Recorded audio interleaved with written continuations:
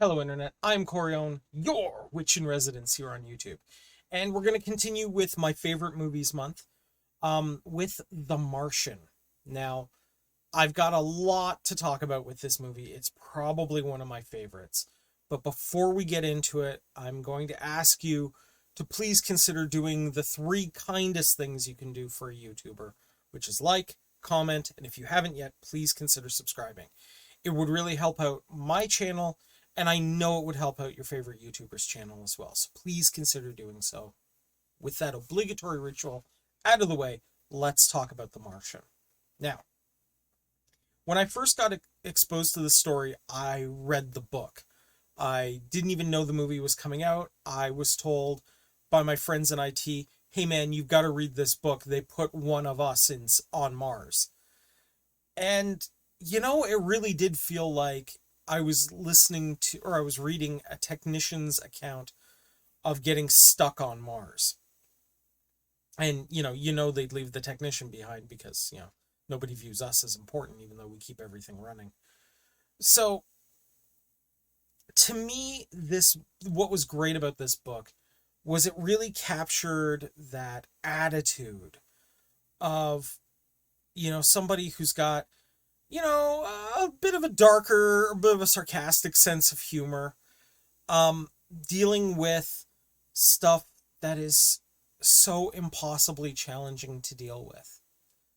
And it was so honest in the character's take, the Mark Watney's take on what was going on, that, he could occasionally break down and cry in his spacesuit because he was finally able to make contact with another human being, or the pure joy he discovered when he finally saw his ride home. So, one of the other, so then I saw the movie, and I thought the casting for this movie was absolutely spot on great. Okay. Matt Damon as Mark Watney was a really, really good choice. I initially wasn't sure about him, but I think he really has that castaway vibe. He's got it really, really well. Okay. Um, I also liked Kate Mara as Beth Johansson. I thought that was very good. Michael Pineda as Rick Martinez was absolutely fantastic. The guy, you put him in anything, and he's just an amazing, well done chameleon. I really loved him in it. Um, I love that Sean Bean's character of Mitch Henderson doesn't actually die in the movie, but he does commit career suicide. So I guess that counts as a Sean Bean death. You guys make the choice there. Um, Benedict Wong as Bruce was fantastic, and I do have to give a special shout out to Donald Glover, who plays Rich Parnell.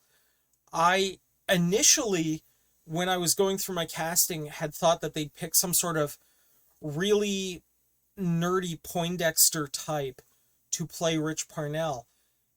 And when I heard that it was going to be Donald Glover, I'm like, that guy seems like too much of a fashion model to be able to pull this off.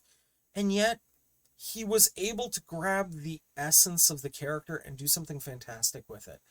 And I do really think that this is a character work done by Donald Glover that shows his range as an actor and his real gift for playing quirky characters. I'm hoping to see more like that from him in the future, to be honest.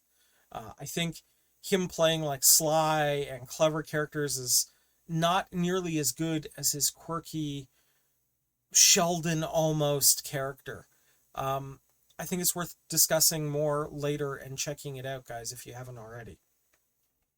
Now, to me, what I take away from this movie most is the absolute triumph over the sheer volume of adversity Mark has to go through. The isolation, the pure scenario of how do I eat? How do I make contact with home? How do I get off of this damn rock? All of those, critical castaway pieces that are made so much worse by the lack of a safe environment to proceed in. it's really fantastic and really wonderful to watch, and in my opinion, a triumph of the human spirit to survive given all those odds. And his approach to how he solves problems is frighteningly similar to how I solve IT issues. So to me, this character really resonates when he sits down and he does something like, you know, okay, so I'm kind of screwed here, but I do have some plants and I'm a botanist, so I should be able to figure this out. Really reminded me of times where I was sitting there going, okay, so, the person's computer is screwed up on the airplane. They're in Mozambique, and I have to figure out how to remotely fix this in time for the next flight. But thankfully, I know Java coding well enough to be able to do this. So, those moments were really fantastic for me, right? Those feelings of, yes, this sucks, and oh my god, we're gonna die. Okay, stop, pull yourself together, work the problem, start at the smallest step and work bigger and bigger and bigger until you figure it out. And if you figure out enough things, then maybe you'll get to go home. That really, really touched me somewhere. Because I've had those moments. I've had those, if I figure out enough fixes, then maybe I get to go home tonight. Moments and days. And that's what's wonderful about this project. That's what's wonderful about this story is anybody who's been stuck in a major technical issue, who's going, oh man, how am I going to get out of this, can see themselves in this character.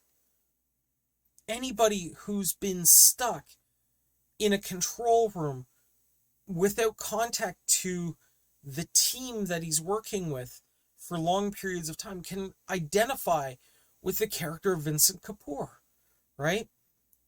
Anybody who has lost allies in the line of duty and are really stuck can identify with Beck, Johansson, and and even Mindy Park at points as well. So there's a character in here for just about everyone. I love that in this movie too, there's not really a bad guy. I mean, sure, you can make the argument that Teddy, the head of NASA, is the antagonist. But when you consider his job, he's doing what's best for NASA. So, I mean, if you're going to go with an enemy, I would argue that the enemy is the planet Mars itself. And that kind of triumph over someone's environment, over the world, even the smallest triumphs are so important to that character at that time. It really matters. And you feel it. You resonate with it as you're watching this. And, while I don't want to spoil the ending for anyone who hasn't seen this movie, and you all should, okay? It feels so much like you're celebrating with the team at the end. And that is huge. Now, I am going to say that the ending is very different in the book, and I do actually prefer the book ending personally. The book also has two other disasters that Mark has to work his way through, which are very scientific problems. And I do enjoy that from a technician point of view, but I do understand why they were cut for the movie. But this is the takeaway, is that, we can succeed even when the worst is happening. Okay? That our enemy is not necessarily everybody else. It's the world we are forced to operate in sometimes. And that it's okay to stop and go, oh man, everything is screwed up. I'm going to lose bad. I'm going to die here. So long as afterwards you stop, you collect yourself, You pick yourself back up and you just do the work. You just begin. You solve a problem and then you solve the next problem and you keep solving problems until they're done. That is the most critically important part of this movie, is understanding that even when things are terrible, even when everything is falling apart, that you can stop, collect yourself, and say, I'm not going to die here. I'm not going to lose today. And start working the problem. And it's okay to rely on the people around you when that happens. It's okay to ask for help. It's okay to, drive for miles to get the assistance you need, okay? I lovingly make the joke that when it comes to any sort of mechanical thing, it's no problem. I will go to the ends of the earth and fix it. But I'm smart enough that if I'm really injured, I'm going to a damn hospital, because as far as I'm concerned, I can't handle biology, right? I respect the hell out of people that can manage to do it, but I'm not a big fan of the science that can lick me back. I'm more of a, nerd science kind of guy. So that kind of work to me is also very impressive, right? And I know that I rely on very impressive medical staff to occasionally keep me alive when I do something dumb.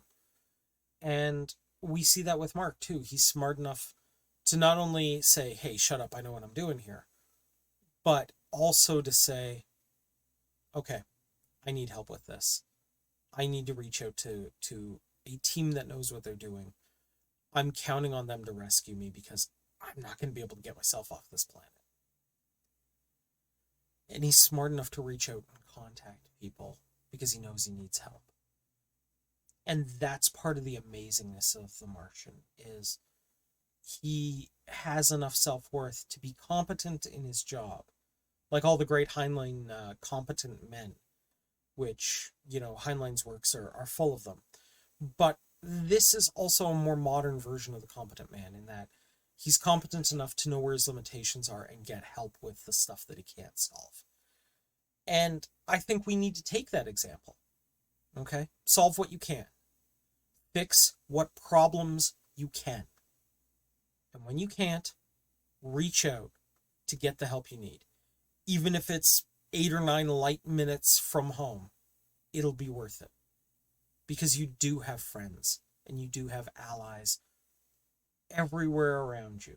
And even just people who don't know you that are willing to help.